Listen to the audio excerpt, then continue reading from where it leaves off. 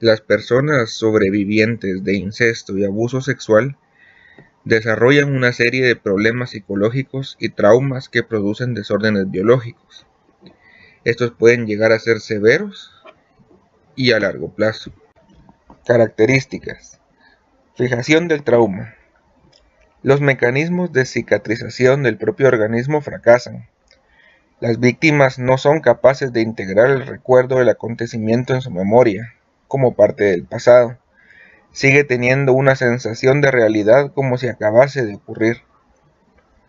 Incapacidad de modular el grado de alerta o hiperexcitación. La excitación fisiológica generada por el trauma se da como una respuesta de alerta al peligro.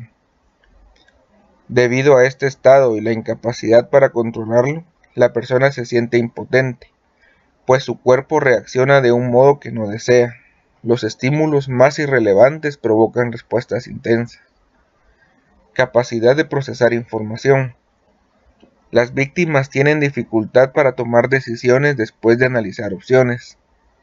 Debido al miedo permanente, no pueden poner su mente a resolver problemas, ya que la tienen ocupada en evitar intrusiones del trauma. Percepción. Los estímulos que activan la respuesta de alarma son cada vez más leves. Verbalización. Las víctimas son incapaces de realizar un relato estructurado del acontecimiento. Cambios permanentes de la personalidad. Las personas que padecen de estrés postraumático por abuso sexual pierden la sensación de seguridad y se plantean la existencia de la maldad, lo que hace surgir la desconfianza y el miedo. Cuanto antes aparezca el acontecimiento, mayores son los problemas en el desarrollo de la personalidad. Fenómenos intrusivos. Son las irrupciones no controladas de recuerdos, pensamientos o emociones traumáticas. Se dan durante la vigilia y en el sueño a través de pesadillas. Tienen la misma intensidad de cuando fueron experimentados. Fenómenos constrictivos. Se desencadenan alteraciones de la conciencia y estas producen sensaciones parecidas a la hipnosis, como una especie de suspensión del juicio crítico. Reexposición compulsiva al trauma. Las personas tienden a buscar situaciones que les recuerdan la experiencia traumática. Desde la psicodinamia se dice que es por la búsqueda de controlar la situación traumática del pasado. Evitación y embotamiento. La persona se siente acosada por los recuerdos, siente que todo lo que le rodea está asociado con el trauma. Esto produce un embotamiento de la experiencia del mundo y le convierte en una persona fría, distante y sin interés en vivir emociones. Síndrome de acomodo del abuso sexual. Término acuñado por la doctora Yoconda Batres. Es un conjunto de manifestaciones físicas y emocionales que explica las respuestas que las víctimas desarrollan a causa del abuso sexual. ¿Por qué las víctimas guardan el secreto? El secreto es importante para el agresor, así podrá seguir abusando sin ser descubierto. Utilizan la manipulación, amenazas, violencia, aislamiento de la víctima, sentimientos de culpa o el amor que tienen los niños por sus padres. Los niños son dependientes de los adultos y nadie les prepara para el hecho que serán víctimas de abuso por parte de alguien en quien confían. Entonces, quien define lo bueno y lo malo, lo que se debe decir es el adulto, el abusador. ¿Cómo se sienten las víctimas? El abuso va aniquilando la fuerza y seguridad del niño.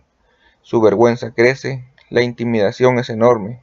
Entonces la víctima se siente indefensa, vulnerable, sola, impotente. Cree que nunca podrá librarse y deja de pensar en que tiene alguna salida. Se siente culpable y muchas veces se odia. ¿Por qué cuando las víctimas revelan su secreto lo hacen tiempo después y parecen poco convincentes? Las víctimas sufren alteraciones de la memoria, conducta y sentidos. Las personas tienden a pensar que es falso porque tuvieron que contar lo acontecido tiempo antes. ¿Por qué las víctimas actúan como si nada les sucediera?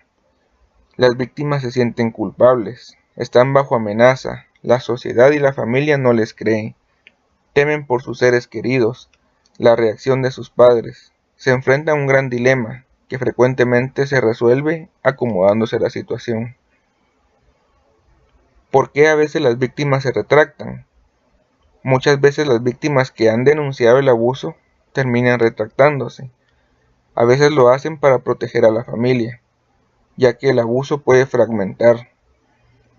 El abusador puede ir a prisión y dejarlo sin cuidado. Teoría de género. Sandra Bem propone utilizar el modelo de procesamiento de información para destacar la importancia de las diferencias de género en la organización de la existencia humana y cognición de la tipificación sexual.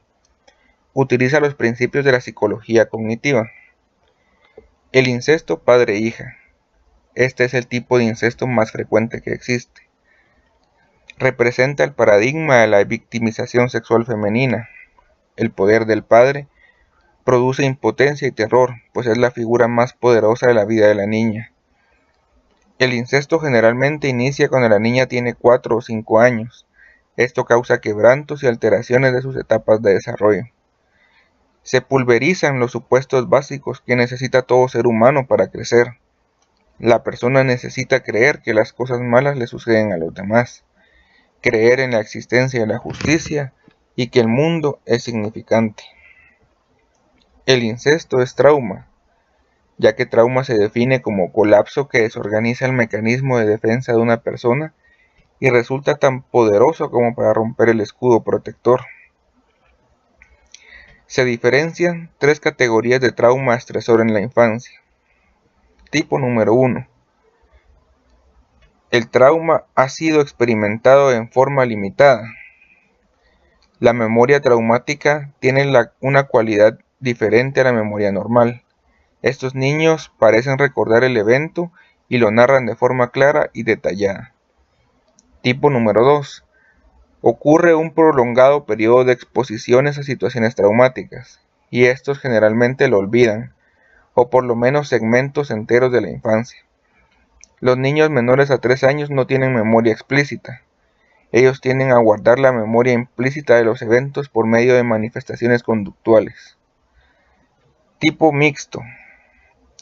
Niñas o niños que después del evento traumático presentan sintomatología depresiva. La práctica clínica. Los nuevos conocimientos que se tienen sobre modificaciones en la memoria traumática o presencia de amnesia parcial, del uso de mecanismos disociativos para enfrentar el abuso, es de vital importancia. Las defensas normalmente utilizadas son negación, disociación, despersonalización y desapego del mundo externo. El contenido de la terapia. Hay requisitos para aplicar este modelo. Que los terapeutas estén entrenados en la teoría de género. Las sesiones son estructuradas con objetivos precisos. Las primeras sesiones son para el desarrollo de confianza.